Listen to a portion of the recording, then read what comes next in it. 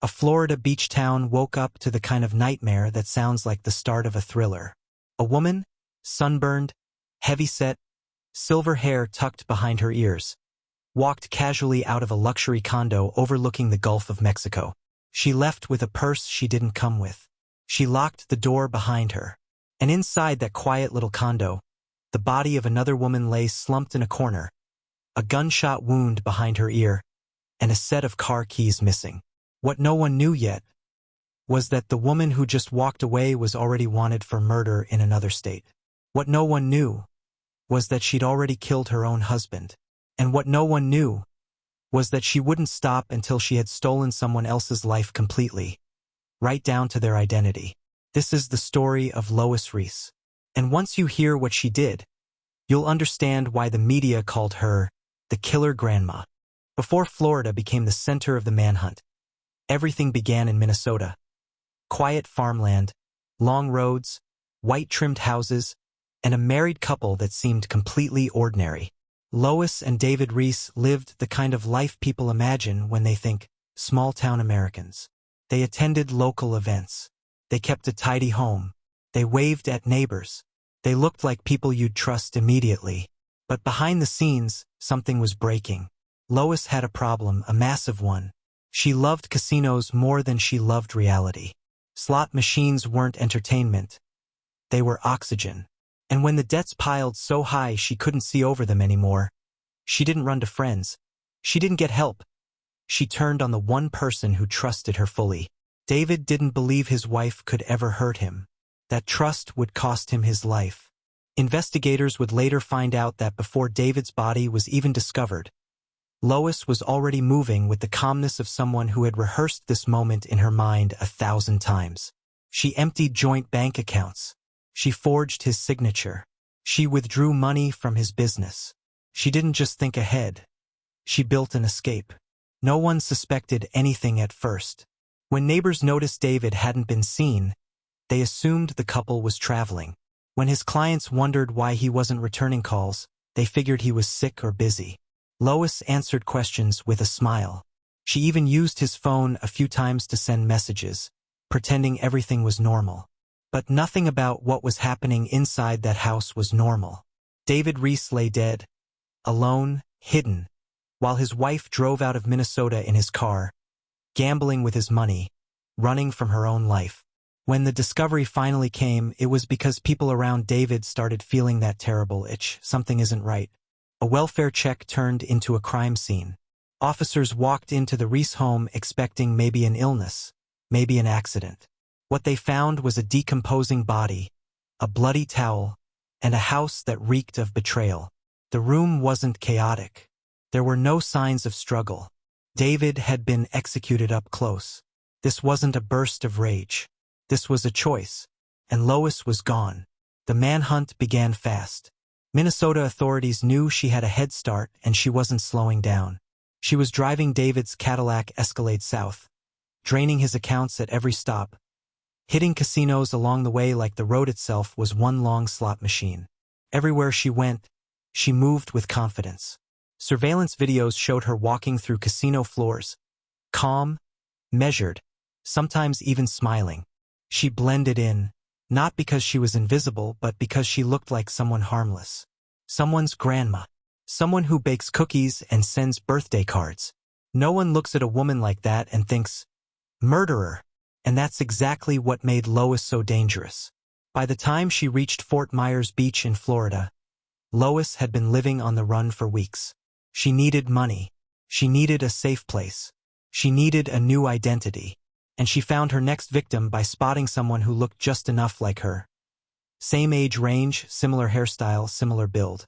Her name was Pamela Hutchinson. A kind woman, a trusting woman, someone who opened her door to the wrong person at the worst moment. They met at a restaurant. Security footage captured them laughing together, sitting side by side.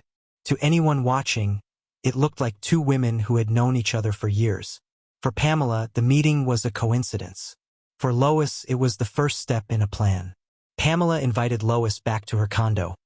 A warm, friendly gesture from someone who never imagined she was letting a predator into her home. They talked. They drank. They took selfies. They spent time together.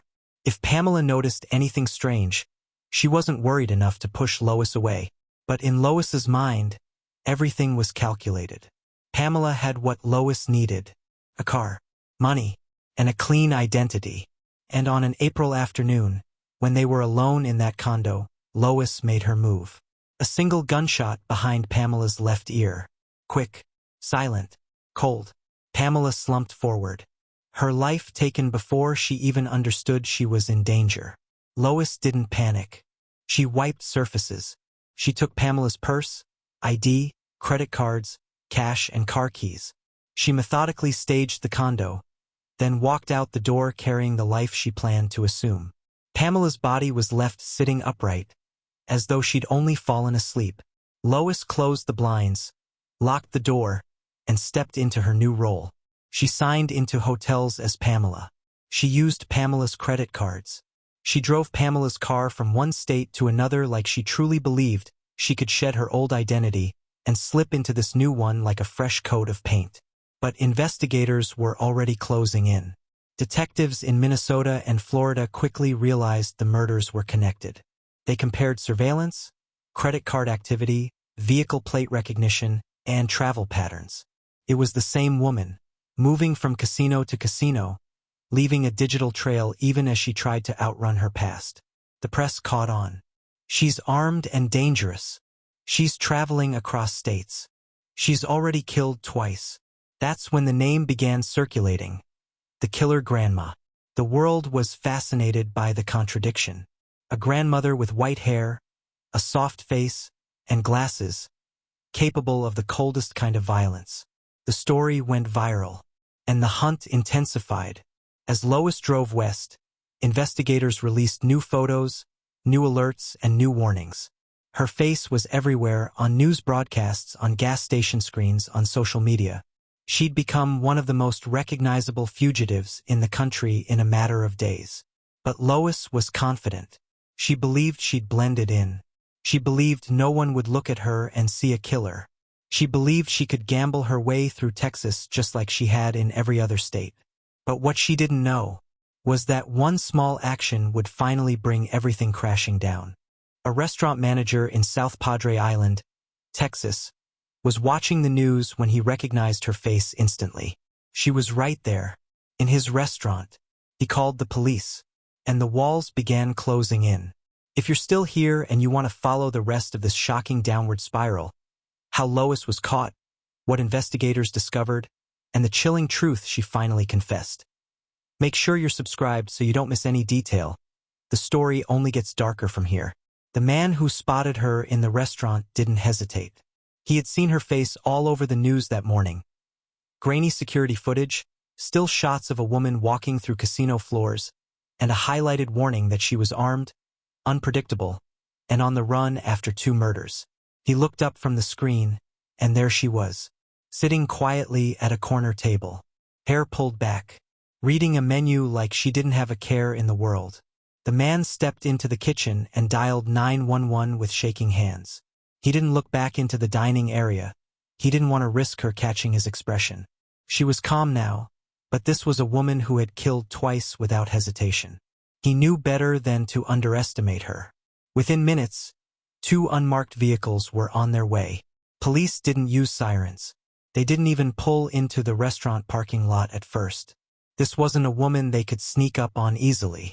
Lois had slipped past authorities in 2 states already. They didn't know if she was armed, if she had another weapon in her bag, or what she might do if she sensed they were coming. This capture would have to be as quiet as possible. Inside the restaurant, Lois finished her meal, paid with Pamela Hutchinson's stolen credit card, and headed outside into the warm Texas evening.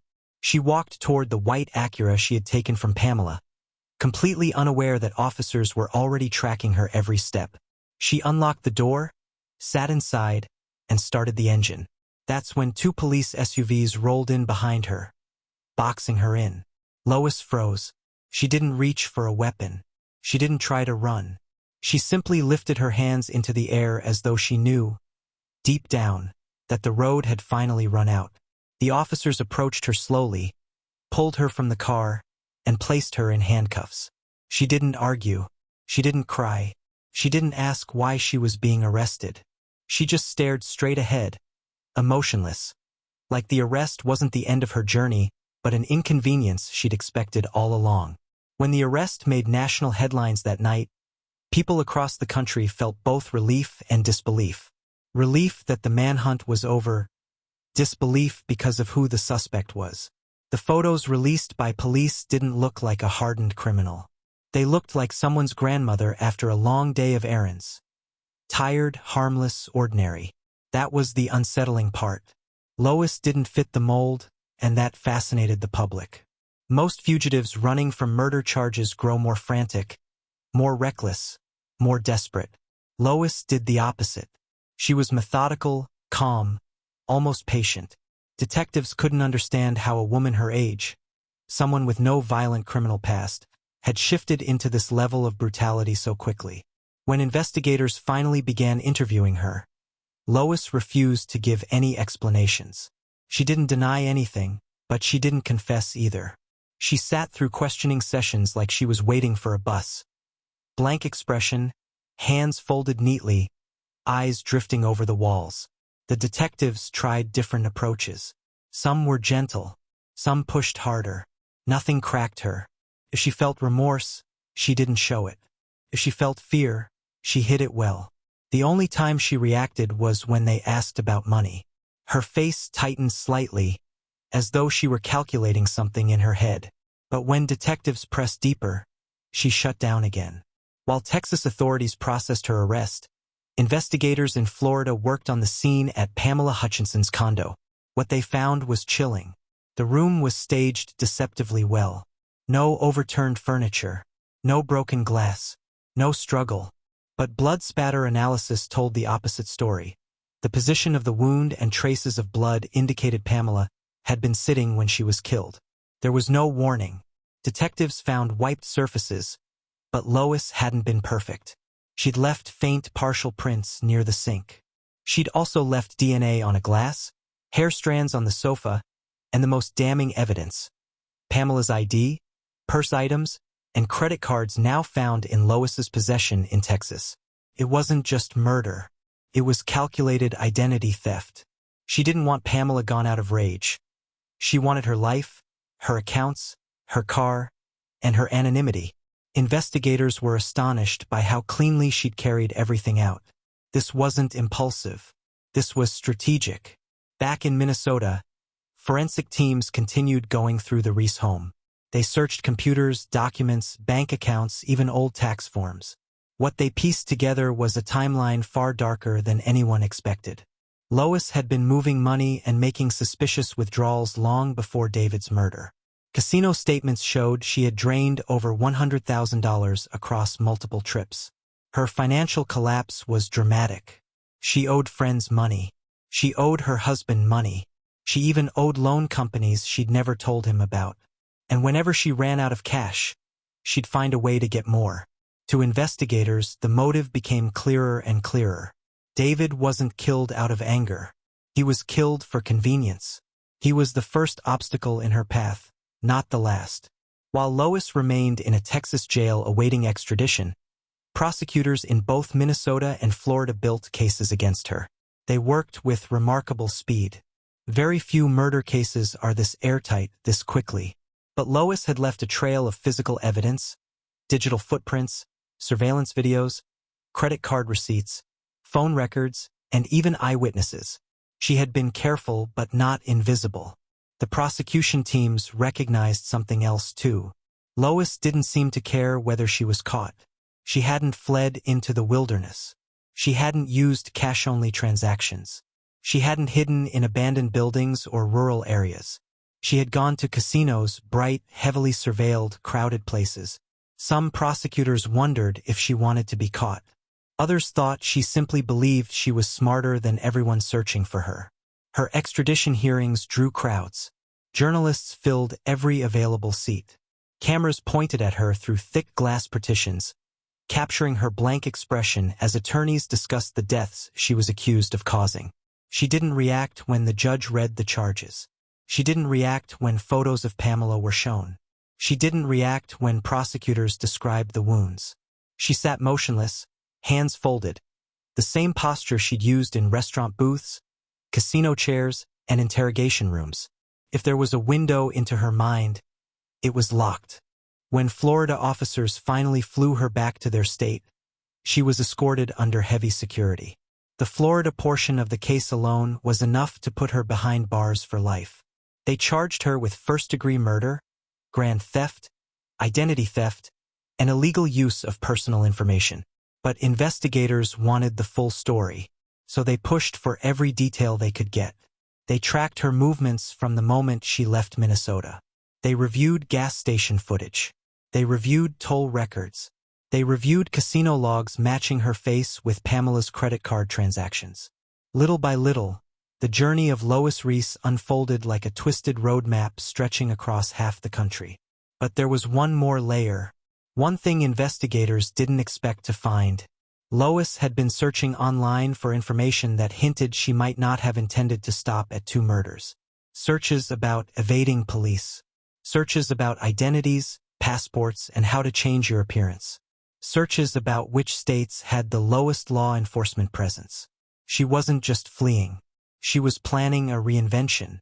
Family members who had once trusted her struggled with the truth. Her own children were horrified, shocked, devastated.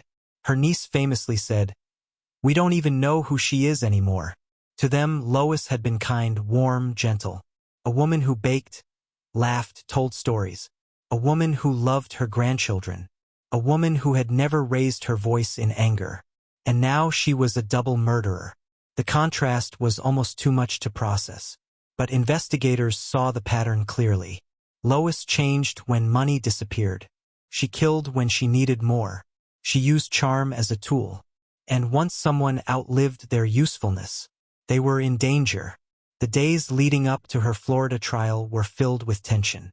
Prosecutors prepared evidence, witnesses, timelines. Defense attorneys struggled to build any argument at all. There was no insanity plea, it wouldn't stick. There was no accidental shooting defense. The evidence contradicted it. Everything pointed to one brutal truth. Lois knew exactly what she was doing.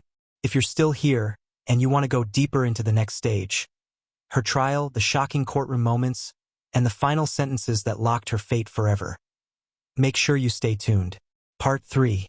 When Lois Riess was finally brought back to Florida to face trial, the courthouse felt like the center of a storm. Reporters lined the sidewalks. Cameras hovered at every angle. True crime audiences were already calling her one of the most cold-blooded killers of the decade. But inside the courtroom, something felt even stranger. The woman at the center of the chaos didn't look like she belonged there. She didn't look dangerous. She didn't even look nervous. She looked bored. On her first day in court, Lois walked in wearing a simple beige jail uniform, her wrists tucked neatly on the defense table. She didn't scan the room. She didn't look at the prosecutors preparing their exhibits. She didn't look toward the gallery where Pamela Hutchinson's friends sat trembling with grief. She stared straight ahead, unblinking, as if she were waiting for the trial to end before it even began. The prosecution opened with force. They laid out the case in the clearest possible terms. A woman who killed her husband in Minnesota, stole his money, disappeared, and then murdered a stranger in Florida to take her identity. The prosecutor spoke slowly, deliberately, letting the horror sink in. He described how Pamela had been shot behind her left ear, execution style. How her car, her credit cards, her purse, and even her phone were taken. He painted Lois not as a confused woman driven by circumstance, but as a predator. The courtroom watched Lois closely. They wanted to see a reaction. Flinching, tears, guilt, something human.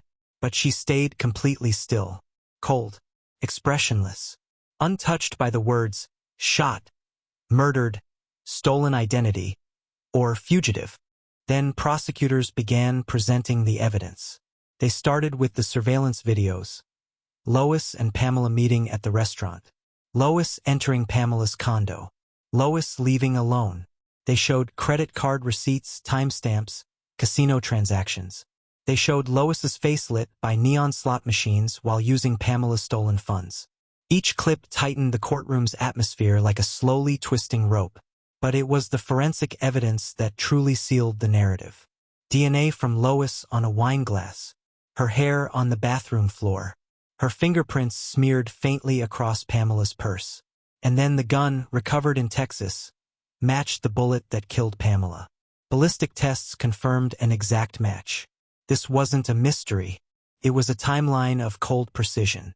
The defense team tried to counter, but they faced the impossible. Their client had left a trail so unmistakable it felt intentional.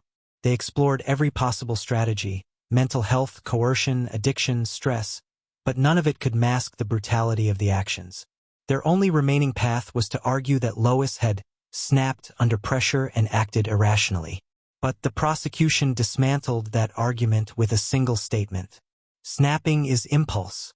This was preparation. During breaks, the courtroom murmured constantly. Observers kept saying the same thing. She didn't look like someone who killed two people. She didn't even look upset about being caught. She looked like someone inconvenienced by a traffic ticket. And that unsettled everyone. The lack of emotion felt more chilling than the crimes themselves. As the trial moved forward, prosecutors introduced the Minnesota evidence. Not to try her for that murder yet, but to establish pattern and motive. They showed photos from the Riess home, bank withdrawals, casino losses, the deteriorating financial spiral, David's autopsy report. Hearing about David's death hit the courtroom differently. It wasn't just the murder of a stranger. It was the murder of someone who loved her, her own husband.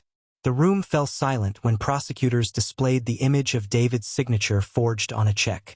Greed wasn't just a motive. It was the engine driving everything. Family members took the stand. Pamela's cousin testified first. She had been the one who contacted police when Pamela stopped responding to calls. Her voice cracked as she described the moment detectives confirmed Pamela was dead. She was kind, she told the jury. She trusted people she shouldn't have. She didn't deserve this. As she wiped her tears, the courtroom turned to look at Lois. Nothing. Not even a blink. Next came a witness from the Minnesota side. A friend of David's. He described how David adored his wife, how he never believed she could harm him, how he trusted her totally. His voice trembled with anger. She betrayed him in the worst way, he said. She took advantage of his love. A murmur rippled through the room. Someone in the gallery whispered, "She never loved anyone but herself." Lois didn't turn to see who said it. The prosecution's crescendo came with the digital evidence. Investigators had combed through Lois's search history. How to avoid police after shooting. Can you track credit card use after death? How to change appearance to avoid detection. Small towns with low police presence. And the last one, how to permanently disappear. Those searches were read aloud with chilling clarity, each word echoing across the wood-paneled courtroom. The jurors didn't look confused anymore. They looked convinced.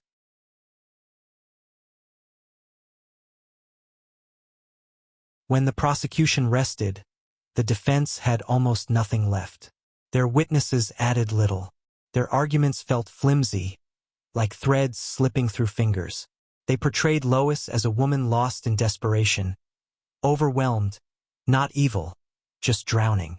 But the jury had already seen the casino footage, the calm movements, the calculated decisions, the identity theft. Drowning people reach for help. Lois reached for her gun. When closing arguments came, the prosecution delivered the final blow. She didn't run because she panicked. She ran because she planned to run.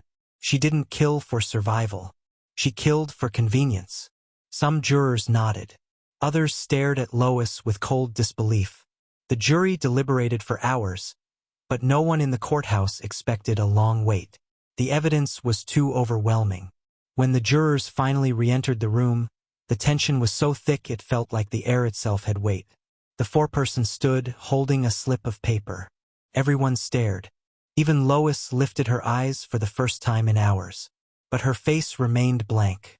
On the charge of first-degree murder, we find the defendant, Lois and Riess, guilty.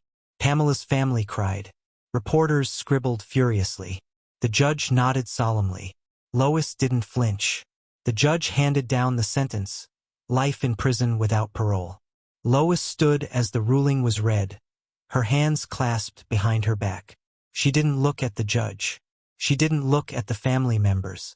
She didn't react to the weight of the rest of her life being sealed inside concrete walls. She breathed once, deeply, and sat back down. Later, the Minnesota case proceeded. The evidence was equally strong. Once again, she was sentenced to life. 2 murders, 2 states, 2 lives stolen. And the woman who caused it all walked into prison the same way she walked out of restaurants and casinos. Silent, emotionless, unreachable. But the final twist of the story wasn't in the courtroom. It came after, when investigators filed hundreds of documents summarizing her movements, motives, and psychological profile. They expected to find notes of remorse, apologies, confusion, something.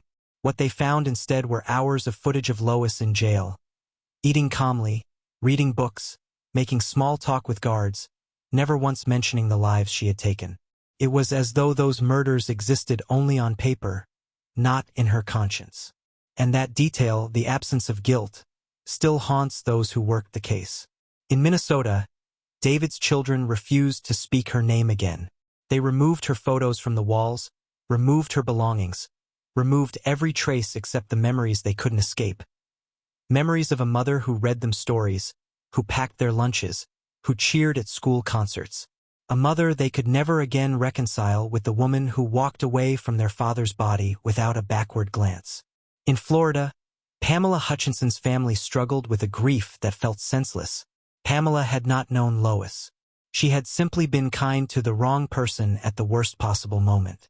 Investigators continued to discuss the case in hushed tones, replaying the interviews, the recordings, the moments when they stared into Lois's face, searching for remorse and found only the reflection of their own confusion. And even now, years later, criminologists cite her case for a reason most people don't expect. It's not the brutality that unsettles them.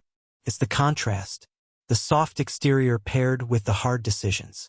The persona of harmlessness masking the capability for anything. It's the terrifying reminder that evil does not always announce itself with a snarl. Sometimes it smiles.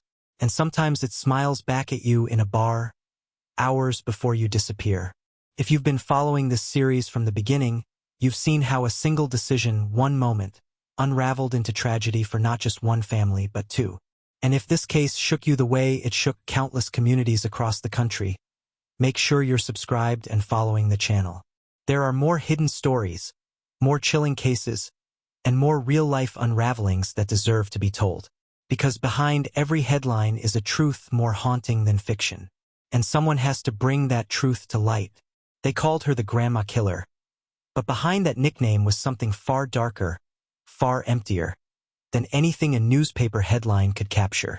When the courtroom doors finally closed on Lois Riess, the world expected her story to fade quietly into the background. A grandmother turned murderer, locked away for the rest of her natural life.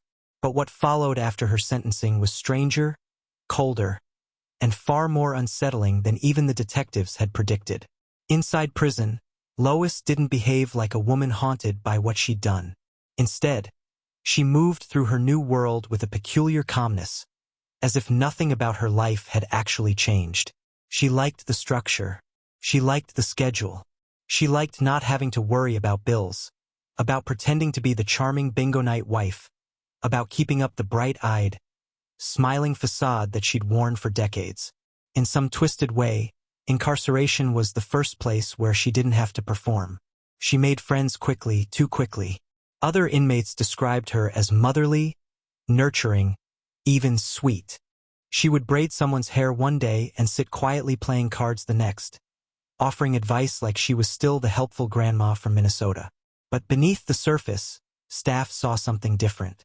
They saw how she watched people, how she analyzed their habits, how she always positioned herself near the women who seemed the most lonely or the most lost. It was subtle, but it was there. The same predatory instinct she'd used for years on the outside, masked behind that grandmotherly smile. Some nights, Correctional officers found her awake long past lights out, sitting upright on her bunk, staring into the corner like she was replaying something only she could see. When they asked if she was okay, she just said, "I like the quiet. It helps me think." But no one ever asked what she was thinking about. No one really wanted to know.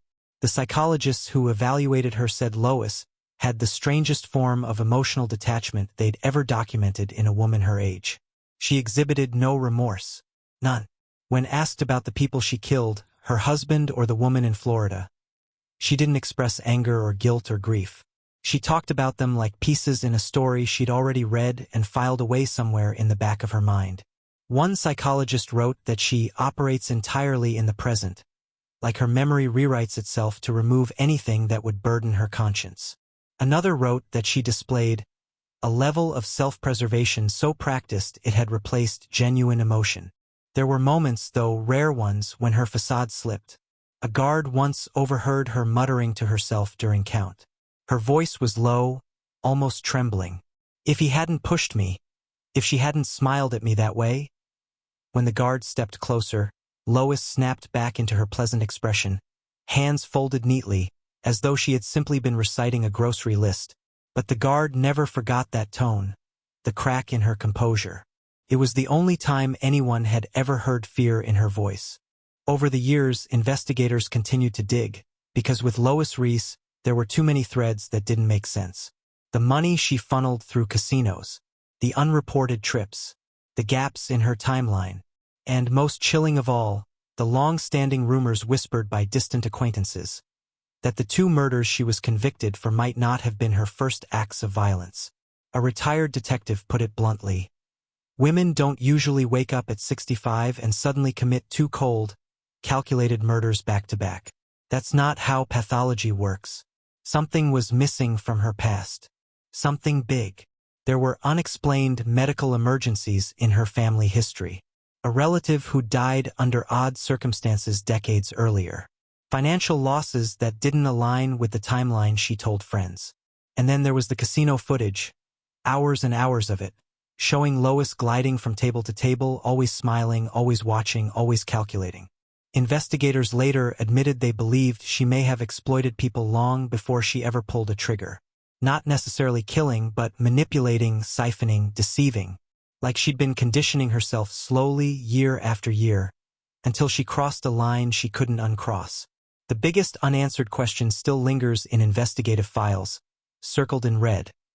Why did she kill the woman in Florida when she had already successfully fled after the first murder? She had money. She had a head start. She had options.